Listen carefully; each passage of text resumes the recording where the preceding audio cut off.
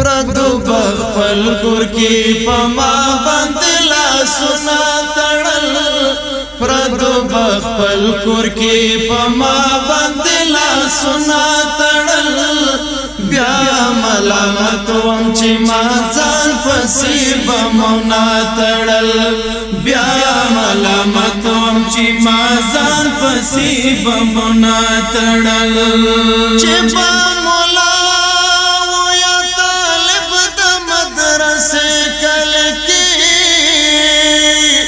چې بمولا ویا طالب د مدرسې کل کې چې بمولا ویا طالب د مدرسې کل کې هغه زمري بدوی ضرور په زنځیرونو تړل هغه زمري بدوی ضرور په زنځیرونو تړل بیا ملامت وم چې ما ځان پسې بمونا تړل بیا ملامت وم چې ما ځان پسې بمونا تړل چر خوړل زړګی دا غم زپال زړګی نورانو ما زورا واجر زورا دل زړګی نورانو ما زورا واجر زورا دل زړګی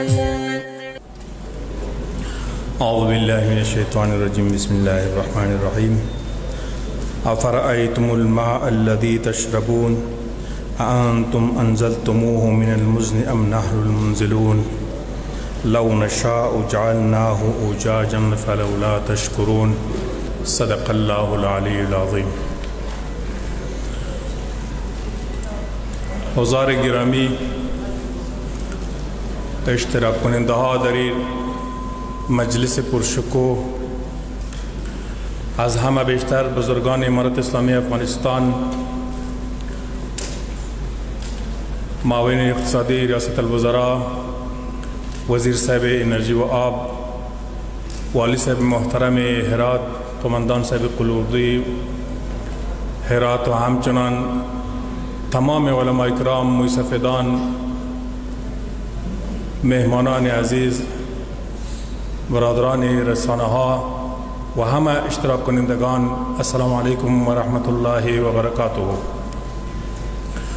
خرسند هستیم که در یکی از برنامه‌های بسیار مهم که گام ارزنده در بخش پیشرفت کشور است افتتاح و به بهره برداری سپردن بند پاشدان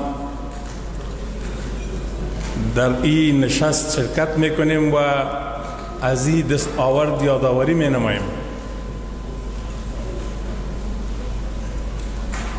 شرکت محترم هوادوال که به تلاش های پیهم با امکانات افغانی و بازوهای افغانی و با تمام وسایلی که به دست داشتن تانستند که بند پاشدان را تکمیل کنند و این پروژه مهم را به بهره برداری بسپارند. به یاد داریم روزی که محترم رئیس صاحب شرکت هوادوال با من ملاقات نمود. خواهان ازی بود که این بند قبلا آغاز شده بود ولی ناتکمیل باقی مانده بود و او میخواهد که توسط شرکت هوادوال این بند را تکمیل نمایند. اگرچه ما امرایشان وعده کردم که تمام تلاشا را می نماییم که به مسئولین خواستای شما را برسانیم و بند زود پس آغاز شود، ولی در قلبم یک گپ خطور میکرد که آیا ما میتونیم به امکانات داخلی و به این وسایلی که داریم این بند مهم و ارزنده را تکمیل کنیم یا خیر. امروز الحمدلله شاهد ازی هستیم که بند به مو امکانات افغانی و از طرف همو شرکت به پای تکمیل رسید و به بهره برداری سپرده شد الحمدلله والمنه. امارت اسلامی افغانستان طوری که وزیر صاحب انرژی و آب صحبت کردن و یادآوری کردن برنامه‌های بسیار وسیع و وافر اقتصادی را روی کار دارد. بعد از فتح و پیروزی امارت اسلامی افغانستان اولویت ها را تقسیم بندی نمود. اولویت تأمین امنیت که از مسائل بسیار عمده بود. نیروهای امنیتی آموزش دیدن، تجهیز شدن و به امنیت کشور گماشته شدن که الحمدلله در 4 سال هر سال به نسبت سال گذشته امنیت خوبی را تأمین کردن. یک دستاورد بسیار بزرگ و در رده اول قرار داشت. تنفیذ قوانین اسلامی و شرعی که آرمان میلیون ها شهید و زخمی و مجروح و یتیم ما بوده و مردم افغانستان به خاطرش حدوداً 40 سال مبارزه کردن. امارت اسلامی افغانستان تنفیذ آن قوانین شرعی و اسلامی را در تمام دستگاه دولتی به خصوص محاکم کشور عملی نمودن و ما شما شاهد عدالت اسلامی در کشور هستیم که یکی از دستاوردهای بسیار مهم است. در رده سوم امارت اسلامی افغانستان تلاش نمود تا برنامه‌های اقتصادی را زیر دست بگیرند و در بخش اقتصاد کشور ما را به پای خود استاد کنند تا بتانیم منابع اقتصادی کشور را به خاطر حفظ کشور خود، حفظ نظام خود، خدمت به مردم خود و همچنان پیشرفت و رفاه افغانستان من حیث وسیله بسیار مهم استفاده نماییم. معاونت اقتصادی ریاست الوزراء با معیت کمیسیون اقتصادی تانستند تمام برنامه‌های اقتصادی کشور را اولویت بندی نمایند. بعداً یکی پای هم برنامه‌های مهم را زیر کار بگیرند و پروژه‌های مهم را افتتاح بکنند. این امروز شاهد به بهره برداری سپردن بند پاشدان هستیم و همچنان دستاوردهای بعدی را هم انشاءالله داریم. این فرصت که مهیا شده برادران عزیز توسط وحدت و یکپارچگی ملت ما این فرصت به دست آمده. توسط قربانی و رزمیدن و مجاهده ملت ما به دست آمده. توسط اتفاق و اتحاد مسئولین به دست آمده که الحمدلله نتیجه خوبی را ما مشاهده میکنیم. پس مسئولیت ملت از مسئولیت مردم ماست تا این نظام را که در هر بعد آن خیر است حمایت کنیم، در عقب آن استاد شویم، کمی ها و کاستیش را تکمیل نماییم و با آن همکار باشیم و همراه باشیم مثل که بودیم. بیشتر حمایت لازم است که باید انجام شد. حکومت و نظام هم مسئولیت دارد در بخش تامین عدالت، در بخش تامین امنیت، در بخش رفاه کشور و خدمت به مردم خود مثل که تلاش میکنه هنوز هم تلاش بیشتر نماید.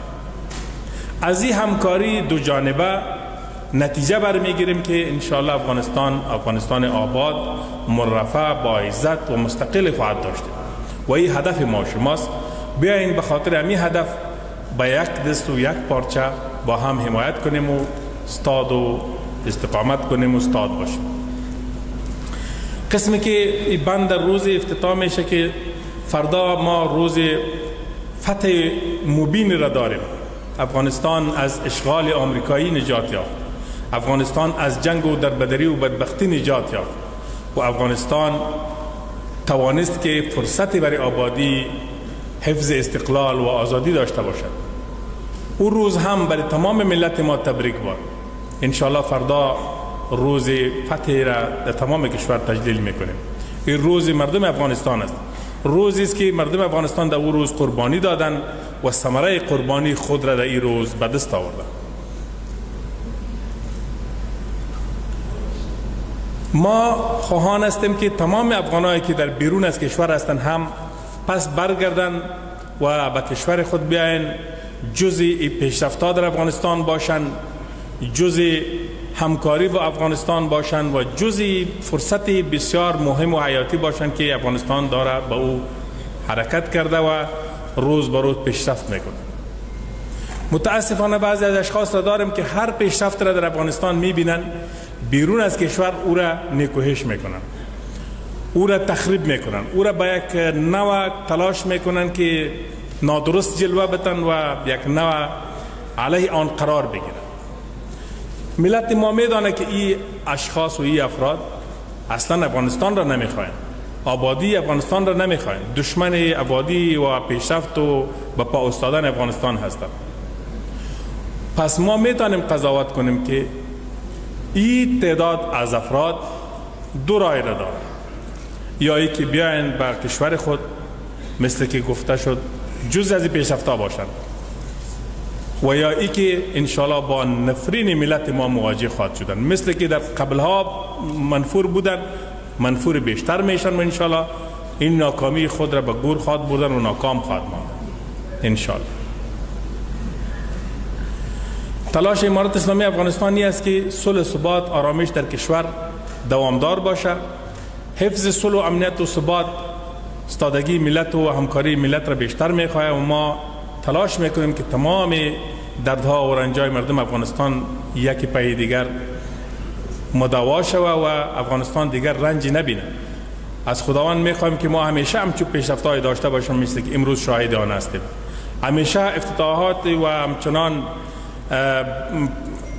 برنامه های داشته باشیم که ملت ما از او یک امید داره، ملت ما را آباد میسازه، اقتصاد ملت را به پا استاد میکنه.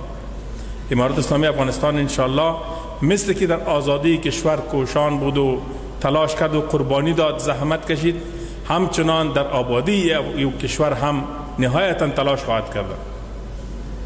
قبلا وزیر صاحب محترم یادآوری کردند که مسئولین امارت اسلامی افغانستان هرگز اراده ندارند خدای نخواسته که از ملت و از بیت المال سوء استفاده کنند. یعنی افغانستان بعد از یک انتظار بسیار دراز شاید همچون مسئولین را دریافت کرده باشند که وا امین هستند، امانتهای بیت المال را من حیث امانت فکر میکنند، حقوق مردم را بالای خود لازم میدانه و خدمت مردم را بالای خود لازم میدانه و برای خدمت استاد هستند، در راه رفاه و آبادی کشور متحد هستند و مخلص هستند. این چنین مسئولین را دریافتن هم غنیمت است. ما شما مسئولین متعدد را در 40 سال و بیشتر از او تجربه کردیم، ولی متاسفانه افغانستان خاطرات بسیار بدی از آنها داره. افغانستان را بر تلاطم هلاکت نزدیک کردن و به اشغال دادن و بر همچنان بربادی و جنگ داخلی و اختلافات کار کردن. بیاییم که امین مسئولین را که من حیث نعمت الهی برای ما داده شده حمایت کنیم، هنوزم پشت آنها استوار استاد باشیم و دعا بکنیم که خداوند عمر آنها را، تعهد آنها را، اخلاص آنها را بیشتر از امروز بگرداند. وقت گرانبهای شما را بیشتر نمیگیرم. بازم تبریک میگم به تمام مردم هرات، به مردم گرانقدر ولسوالی کرخ و همچنان به تمام هموطنان ما که شاهد همچو پیشرفت و همچو دستاوردی هستیم. با امید پیشرفت‌های بیشتر در افغانستان و آخر دعوانا الحمدلله رب العالمین. چر خوڑل سڑ گئی دا غم زبان سڑ گئی